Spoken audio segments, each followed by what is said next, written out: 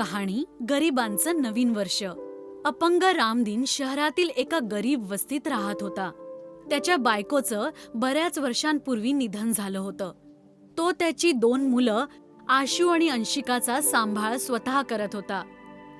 तो एक मोची होता आणि साहेब, बुटांना रिपेअरच करायचं आहे का बुटांना पॉलिश पण करून देऊ? हो भाऊ, व्यवस्थित बनवून झालं की पॉलिश सुद्धा करून दे. ठीक आहे साहेब.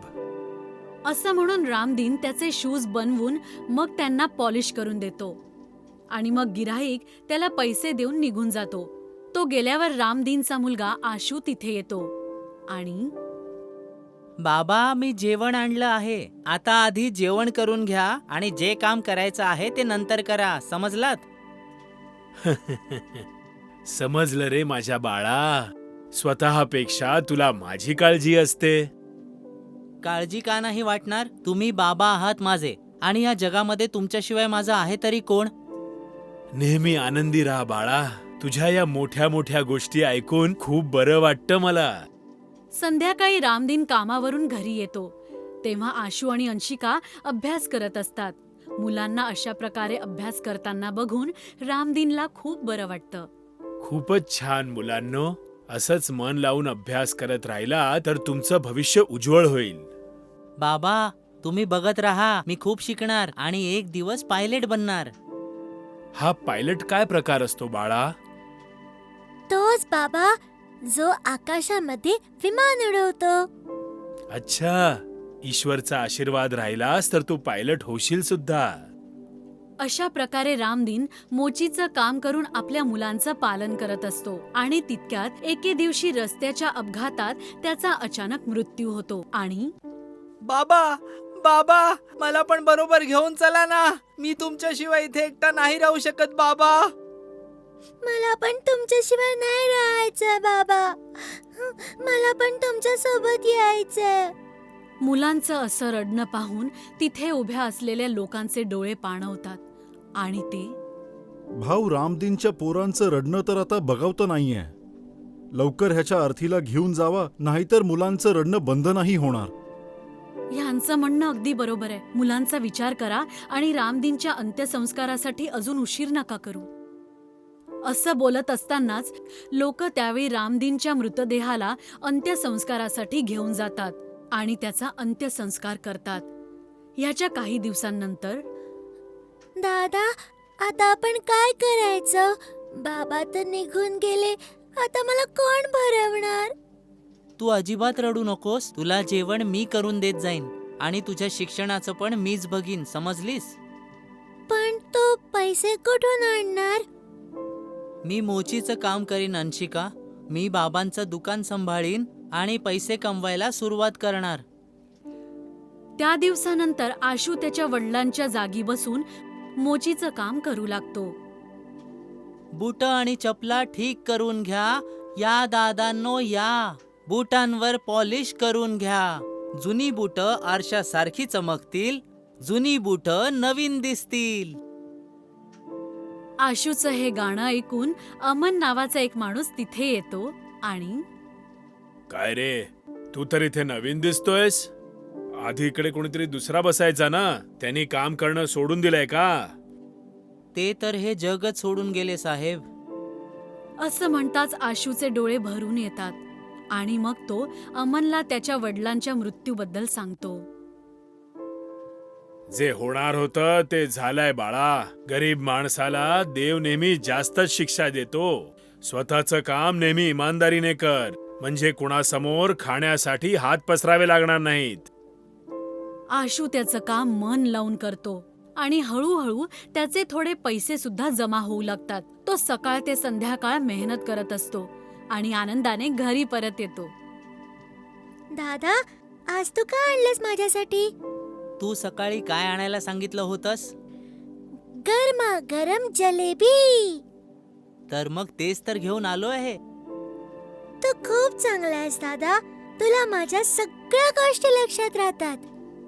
अंशिकाची ही गोष्ट ऐकून आशू भावुक होतो आणि मग तिला समजवत म्हणतो, तुझ्याबद्दल लक्षात नाही ठेवणार तर अजून कोणाबद्दल लक्षात ठेवणार सांग? तुझ्याशिवाय माझं या जगात दुसरं आहे तरी कोण?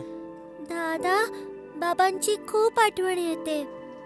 हो, बाबांची आठवण तर मला पण येते ग. अशा प्रकारे दोन्ही भाऊ बहीण एकमेकांसोबत जीवन जगण्याचा प्रयत्न करतात. आशूला त्याचा अभ्यास सोडल्याचं दुःख तर खूप होतं, पण तो स्वतःला सांभाळून घेतो आणि नेहमी अंशिकाबद्दलच विचार करत असतो. काम थोडं अजून चांगलं चालायला लागलं तर मी एवढे पैसे तर कमवू शकेनच की अंशिकाचं शिक्षण एका चांगल्या शाळेत करू शकेन. हाच विचार करून तो आपल्या कामावर अजून जास्त लक्ष देतो आणि संध्याकाळी उशिरापर्यंत रस्त्याच्या कडेला बसून काम करत बसतो. पण तरीही इतके पैसे नाही जमवू शकत की तिला एखाद्या चांगल्या शाळेत शिकवू शकेल. आपण गरीब लोक जेवढी पण मेहनत करू पण श्रीमंतांची बरोबरी नाही करू शकत अंशिका. का दादा? कारण मी दिवस आणि रात्र एक करून बघितले पण तरी सुद्धा एवढे पैसे नाही कमवू शकलो की तुला एका चांगल्या शाळेमध्ये शिक्षण देऊ शकीन. तू उदास नको होस दादा. मला तर गरिबांच्या शाळेतच शिकायला आवडतं. असेच दिवस सरत जातात आणि मग वर्षाचा शेवटचा महिना येतो. लोक नवीन वर्ष साजरा करायची तयारी सुरू करतात. लोकांमध्ये नवीन वर्षाचा आनंद आणि उत्साह पाहून अंशिकाला सुद्धा नवीन वर्ष साजरा करायची इच्छा होते.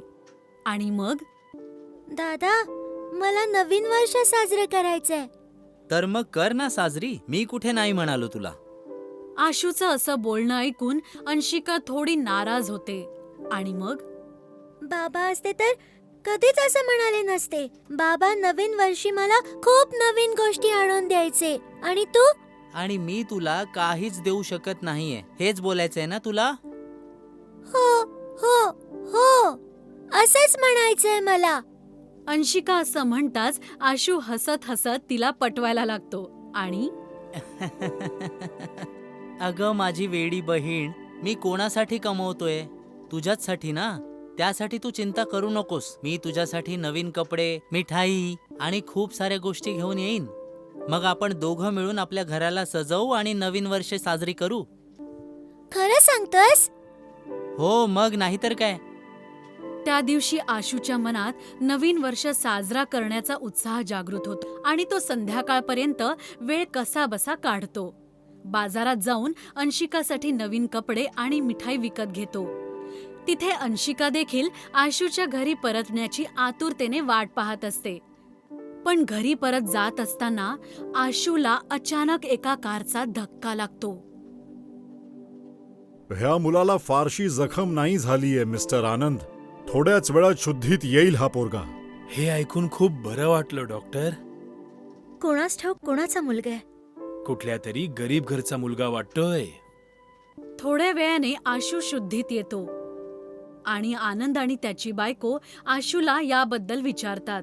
तेव्हा तो रडायला लागतो. मग रडता रडताच तो त्यांना स्वतःबद्दल आणि स्वतःच्या बहिणी अंशिकाबद्दल सगळं सांगून टाकतो. त्याची गोष्ट ऐकून आनंद आणि त्याच्या बायकोला त्यांच्याबद्दल खूप वाईट वाटतं.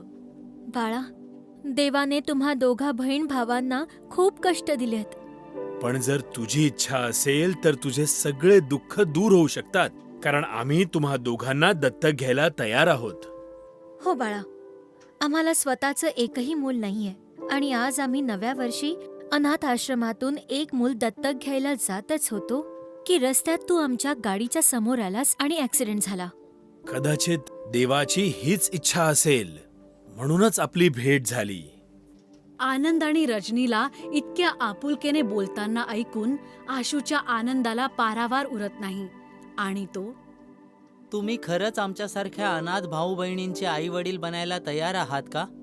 हो बाळा, जर तुम्ही दोघं स्वेच्छेने आम्हाला आईवडील म्हणून स्वीकार कराल तर आम्ही तुम्हाला कधीही कुठलाही त्रास नाही होऊन देणार. आम्ही तुम्हा दोघांना खूप शिकवू आणि तुम्हा दोघांना आई वडिलांचं प्रेम कधीच कमी पडू नाही देणार. आनंद आणि रजनीचं प्रेम आणि आपुलकी पाहून आशू आणि अंशिका दोघेही त्यांच्यासोबत जायला तयार होतात. अशा प्रकारे अनाथ मुलांना पालक मिळतात आणि मग सगळे मिळून मज्जेत आणि आनंदाने नवीन वर्ष साजरे करतात.